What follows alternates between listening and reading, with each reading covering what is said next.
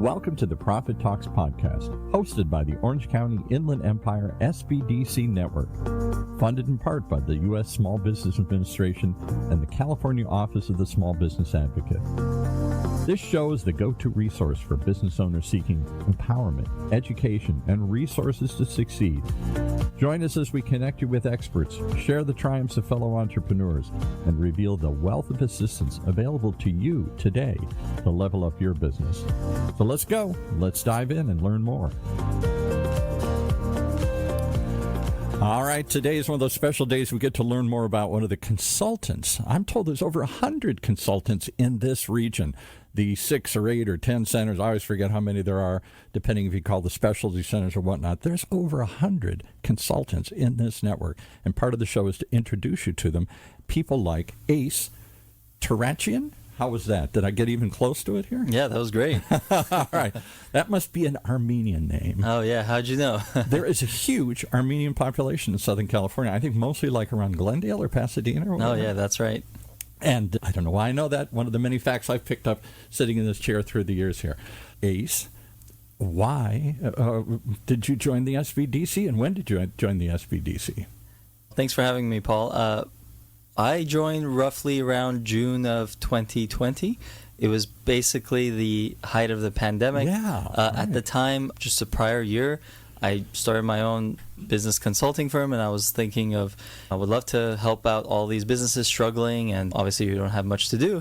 I looked up and I found this position. I was like, oh, that sounds great. I would love to help. I could do that. Yeah, I could do that. And I think I got on a call quickly, and immediately they're like, let's sign you up because all these businesses need help. And I was like, yeah, I would love to help any way I can. And what kind of work do you specifically focus on? I know you can do anything and probably do everything. But your background is what? Business planning and business financing? Correct, yes. Mainly business planning, business financing, raising capital, anything dealing with numbers and accounting stuff. That's usually my area of expertise. Because before this, prior to this, you did a bunch of stuff in the medical industry, is that correct? Oh, yeah, way back in the day, not that long ago. I was in healthcare, very much into it, all the way going to go to med school and everything, but then just decided to pivot, did some administrative work, did a lot of healthcare stuff like phlebotomy, paramedics. Phlebotomy, what's that, blood or something? Oh, yeah, exactly. Yeah, just taking everyone's blood, basically, like a vampire.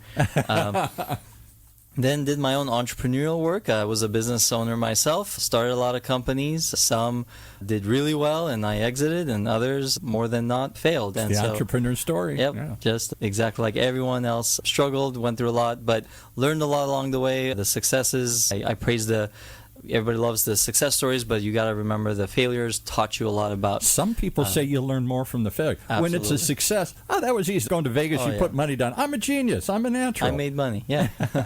And then you realize, can I replicate this? Can I do this again and again? After that, just did my own consulting, and that's where I am now. So do you work full-time for the SBDC, or do you still work part-time or full-time for yourself and for other things here? Yeah, absolutely. It's part-time, has become even more part-time now that my actual work has grown, and have my own firm and office in Glendale. It's funny enough. Glendale, see, I know it. That's where most of my target demographic is. There's a lot of startup communities there and startup companies there, and so I help them out quite a bit. So you get paid big bucks to do that, but at the SBDC, you volunteer. Sometimes volunteer, you get paid a little bit, but it's basically a give back and the same work. People can go to you. Do your clients in Glendale know they could go get this for free from the SBDC? Probably not here. We focus on Orange County, Inland Empire, San Bernardino County. And the difference really is because people ask this question all the time. Okay, so you've got like I do some podcasting work for the SBDC, but it's different than what I do here. Here I do it. We actually produce it and edit it and stream it. We can't do the work for you, but we can show you, we can guide you, we can lay a roadmap for you. You still have to do the work for you. You're not a free accountant or a free whatever. Absolutely, yeah. That's one of the main things. I know everybody wants like a fractional CFO on their team. We can't do the work for you, but I would love to empower you. I would love to teach you, teach a man to fish. Yeah. And so if you need full-time work, he's got a full-time gig. But if you're looking for some free advice and some guidance and somebody to look over what you've done and tell you what you need and where to go, that's Ace. All right. Absolutely. Ace, is that your real? That can't be your name on your birth certificate here? Oh, my parents wanted me to be really successful, so they tried to find a name. Is that what it actually said when they named you Ace, or is that just the nickname? No, it's a nickname. It started way back in grade school, I think. It started picking up. Full name, real name is Asador, and it's an Armenian name. Yes. Named after my grandfather, but then I think during like grade school, everybody just kept calling me Ace. How do they spell Asador? So they don't know. They just say, hey Ace. Okay. I think it was just because I did pretty well in school, and then that just stuck around ever since. Okay. I thought maybe you were a fighter ace in the war or something. No. All right. Let's walk through some of the work you've seen over the last few years. Yeah. First couple of years were rough. The SBDC was busier than ever because they're administering PPC loans? PPP, yeah. PPP loans, I always forget the acronyms. Yeah. But money to help support your businesses, and there were grants, and there were other sorts of things, and payroll protection, the things and stuff. All that kind of stuff you got into. And I'm sure people weren't prepared because they had to have some current taxes, or they had to do this and that and everything. So they're all rushing, where do I get this free money? And you're like, hold on there, you got to do something first. Did you help people with that? Was that a big part of it? Oh, yeah, absolutely. So like I said, I joined the SBDC June, halfway through the year, and between June to December of that year, I think I got over almost 650 unique clients. Wow. Yeah, it was Wow. that busy. Wow. Everyone needed something, right? Everyone needed some money, some capital to get out of this. The biggest thing I remember doing was doing a lot of cash flow projection. And most people don't know what a cash flow statement is. They know what profit and loss is and maybe heard of balance sheet. Cash flow is just guessing. I'm going to make $1 million next year. So we had to do these projections to see, well, how much longer do I have to live, or keep my doors open? And we did a lot of that stuff, trying to figure out, okay, it looks like you'll be short this much in capital.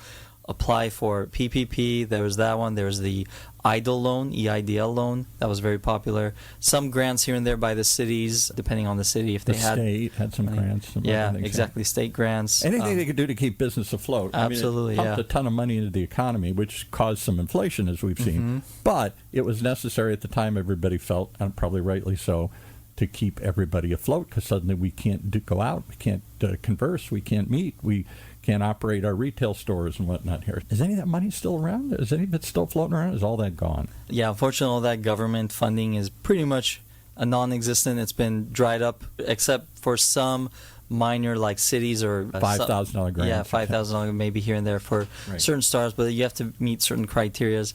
There are all these other grants out there, but they're mostly like from nonprofits or associations.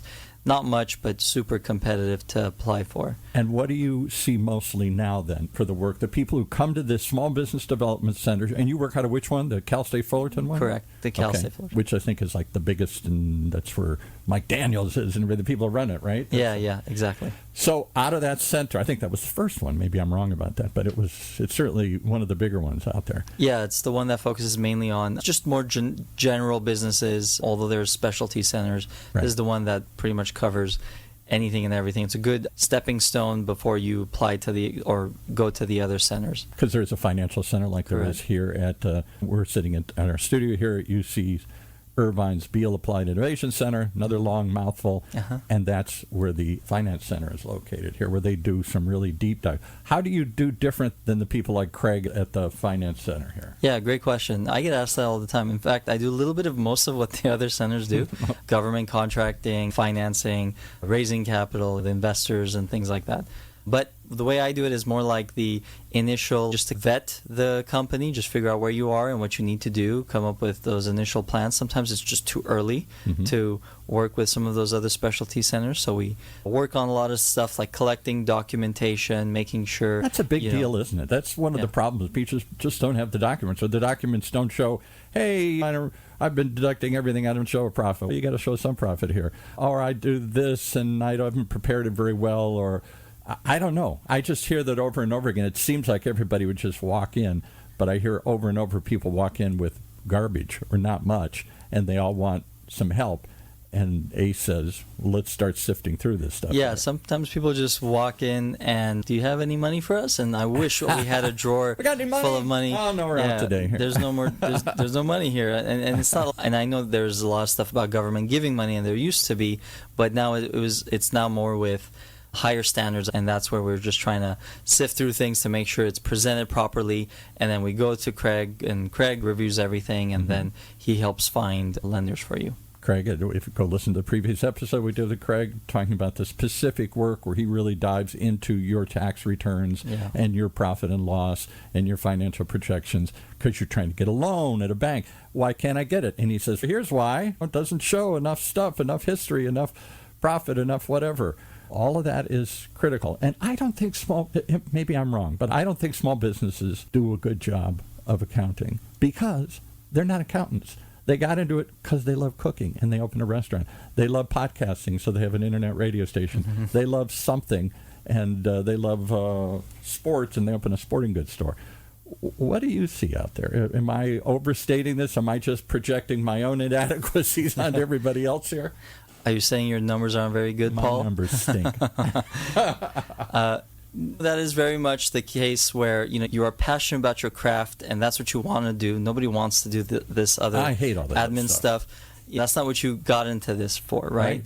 But it is a major part of running a business and being successful. Clearly. It's there. You don't have to necessarily know everything. You don't have to be an accountant. You don't have to be a CPA. But there's some general basic things just to know. Maybe even revisit these numbers. And I know numbers are scary and everybody runs away from them. I happen to like numbers, but not everyone's that way. I hate numbers. I hate all that stuff. When people want to show it to me, I put it off. I don't look at it. Exactly. People say, don't you look at your profit and loss statement? I said, I don't even do a profit and loss statement. I wouldn't know what to do with it, even if I looked at it. That's another point. Not only do you not do it, I don't know what to do with it. Exactly. And so that's where we can come in and help out and say, look, it sounds scary, but they're just numbers. They're not going to hurt you. They're not going to do anything. Just take a look at it. Here's how you read this. And just the basics, right? The simple stuff like, okay, here's revenue coming in. That's what this line item is. Here's expenses. And then you got net profit. That's not so hard, right? And then we can add more layers as we teach someone how to first walk and then run. I'll give you a terrible example. I love to use myself as an example. Maybe it'll inspire others to call you here. But I had a restaurant for a number of years, very successful restaurant, a couple other partners, called Kelly McHugh's, a big sports bar in Mission Viejo. And, boy, we thought we're knocking it out of the park. We're grossing $1 million a year, something big deal. Where's the profit? Where's the profit? And we'd get down to the thing, we're giving the booze away. We're pouring it heavy, and people are not tracking it. People are stealing it or drinking it or whatever stuff. Same thing with food. Until we brought a consultant in, because we didn't know anything about the restaurant and bar business. We knew something fun, and we had some money, and we wanted to invest this thing. And the concept took off. Except the more we poured, the more we lost, the more we sold.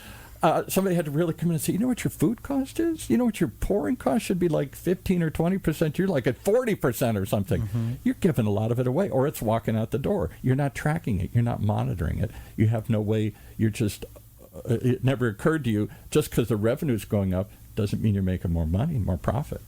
Yeah, and exactly. Just visiting these numbers maybe at most once a month wouldn't hurt, just so you know you're on track, the numbers are hitting where you want to be. And you mentioned your margins. Yeah, you're spending too much on this thing versus that thing. And we do that. We have access to a bunch of research platforms where we can collect or compare your numbers to other financial benchmarks in the same industry. That way you know if your spill rate is too high, then you need to curb it. And you keep that budget month after month, keep those numbers low. You just look at it and just say, yeah, you know what, this month is too high. Maybe we curb that. And that decision, and that's the thing with numbers, it helps you make better decisions. And it helps you track things, because as somebody taught me along the way, employees respect what the boss inspects. If you're asking questions, where did this go, and our pouring cost is too high, and our goods are disappearing, or whatever metrics, whatever these, what do they call them? Oh, what am I trying to think of? There's a fancy term for this. Every accountant knows it. Your key performance indicators. Exactly. You come up with these KPIs. I've seen people, and I started with the SBDC, they had me track some, not you, but some other people. And the first thing the SBDC consultants say was, what are your KPIs? And they look like, what? I got a business. I've been in business for 20 years. I don't even know what that is. Key performance indicators. What do you track? What do you measure? Nothing. How much money did I make? How much money did I bring in? And how much money went in my pocket here? That's about the only key performance. Don't you track how many leads you close, or how many leads you get, or what's your closing ratio if you're doing sales, if you're a restaurant or something, or you got inventory, how much of it is disappearing, how much of it is thousands of these KPIs, and people would just look like glassy-eyed. I probably wouldn't say, I don't track anything. Do most people track lots of KPIs? Are they good at this? No, Big businesses do. But. Yeah, and that's the thing, right? Again, numbers and data help you make better decisions. And the more you track it, the more you follow it, the better. But you don't have to sprint, right? We're asking you to let's start. And I'm a baby. I need to crawl. And then we'll hold your hand along the way. We'll empower you. We'll teach you. And then that way you can be successful, just all those other big box stores. And you hold my hand to say it's not so scary. Yeah, see, it's not that scary, yeah.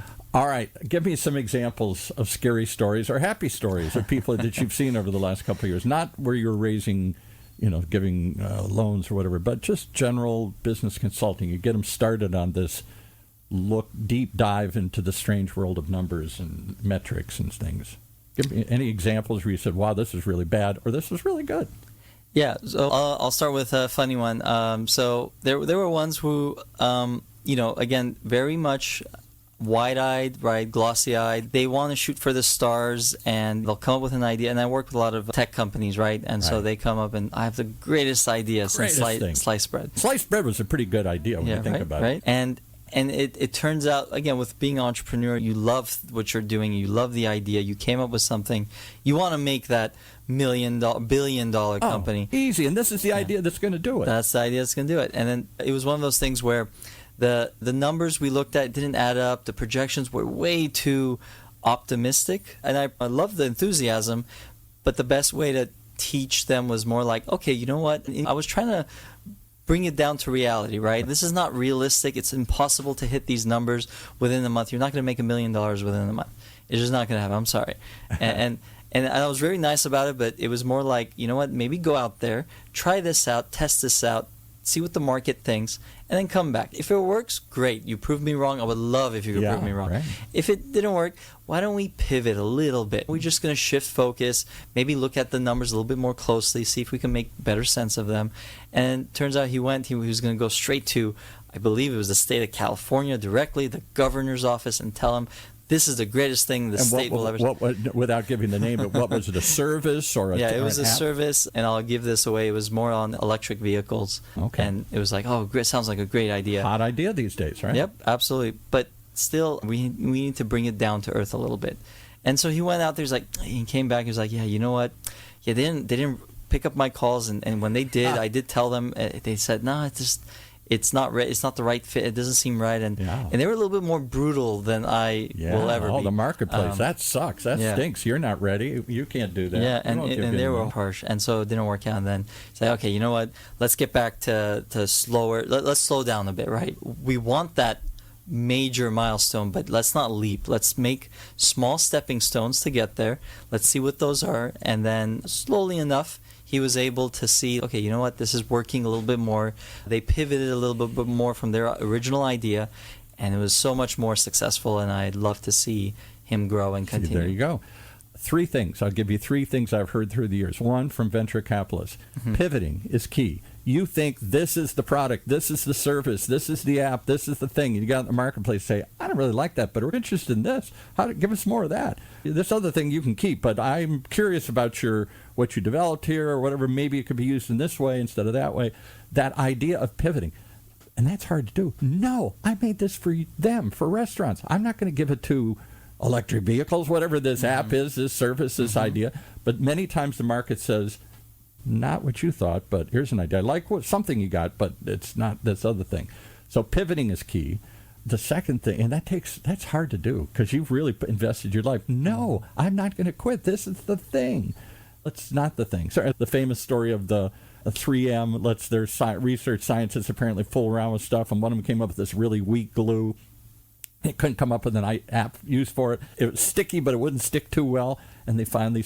So if he had stuck with his original idea, he would have given up on it. But somebody else took it and pivoted and said, it's a really bad glue, but it's really good for, like, sticky notes. Mm-hmm. Why don't we make it sticky notes? Because it doesn't stick very well and it doesn't leave a residue behind. So the original purpose he created for was a flop, but the product turned to have an application that he never foresaw and somebody else saw. That's the people like Ace that say, maybe it should be, have you ever tried this? pivoting is a big one. And the other one I hear all the time is, are you really ready to do this? What if the state had given him $100 million or something like he was hoping? Could he really go out and deliver? Could he produce it? Or would he fail and flop? Sometimes people aren't ready, and the people say, great, I'll give you a big order, and now what do? I can't make it. I can't deliver it. I can't support it, all that kind of stuff. And the success kills the business. Have you ever seen that? Oh, yeah. So I also dabble in helping clients with obtaining government contracting, right? Yeah. And that sounds great, right? The government has millions of dollars. They're giving away billions of dollars.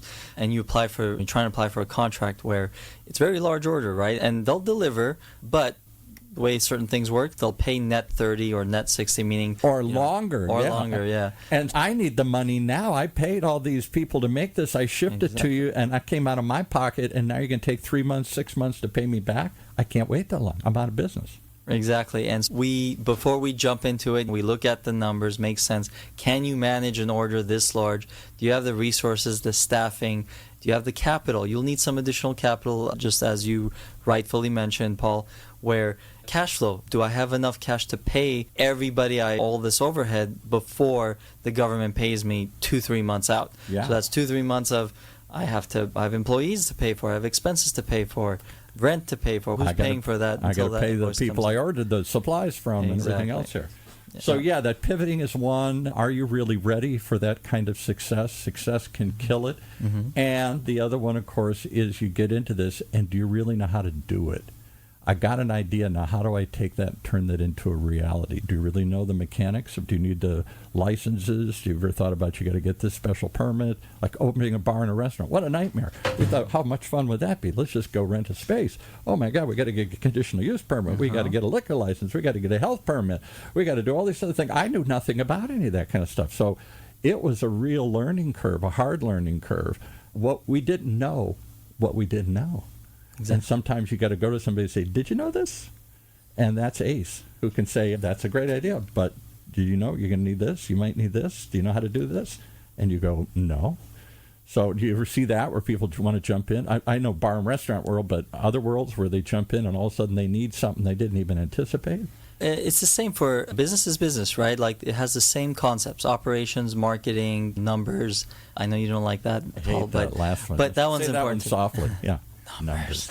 It's still the same regardless of industry, right? But it's really good to have someone because you could be in your own bubble, right? It becomes like an echo chamber where you just keep hearing the same things and you don't know what you don't know.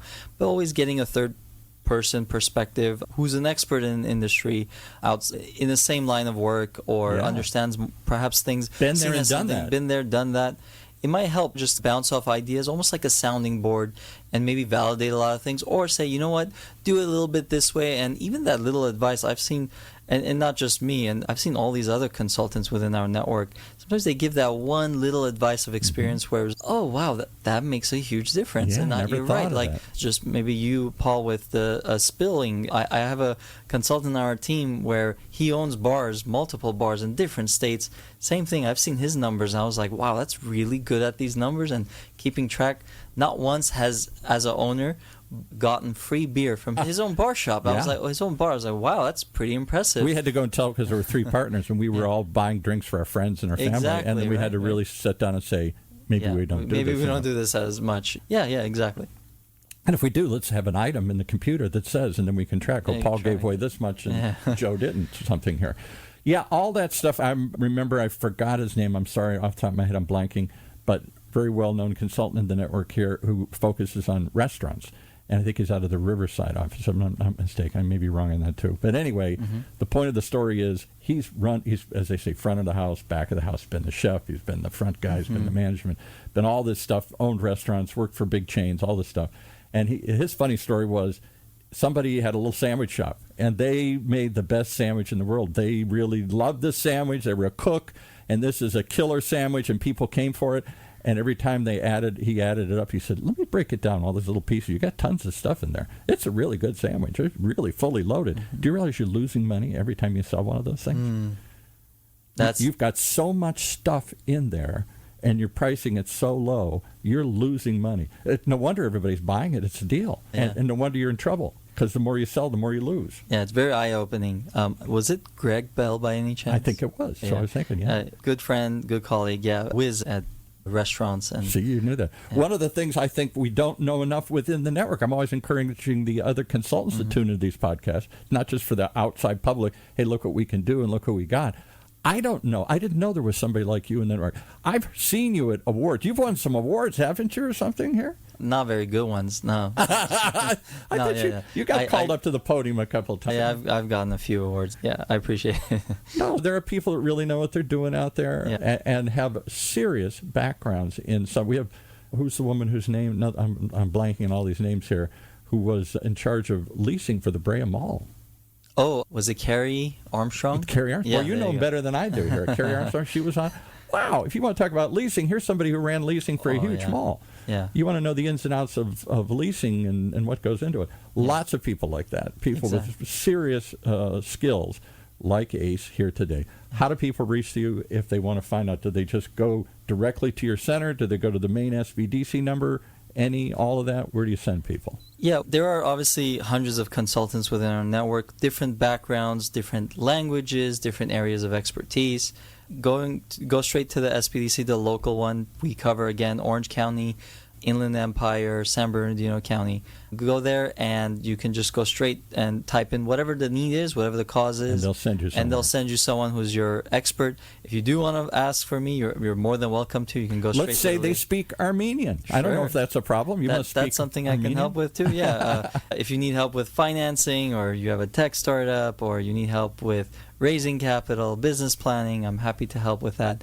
But like I said, we have plenty of consultants within our network with different specialties. And here's the thing I always say, if I'm not the right person, I'm happy to refer you to anyone else. You have access to all of us. Yeah. We are all here to help you. I think that's really true, because I've had people call up and say, hey, I really know business, but I don't know podcasting, and somebody's thinking of doing this.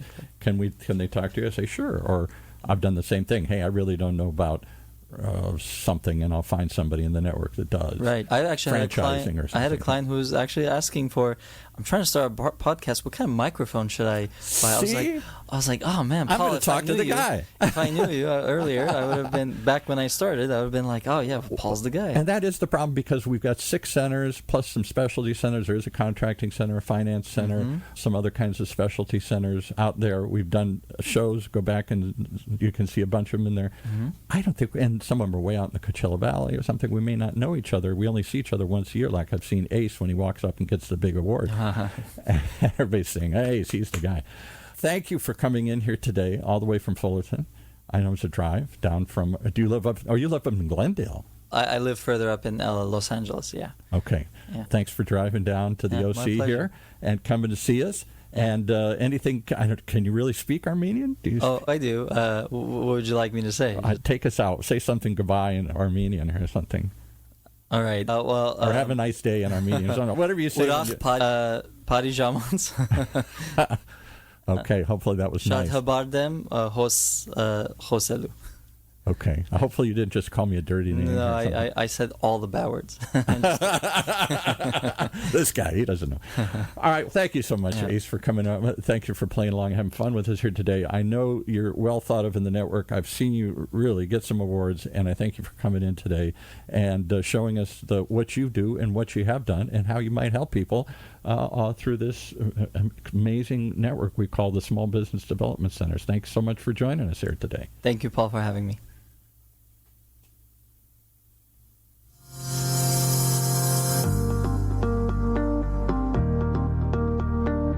As we conclude another episode of the Profit Talks podcast, we hope we've empowered your entrepreneurial spirit.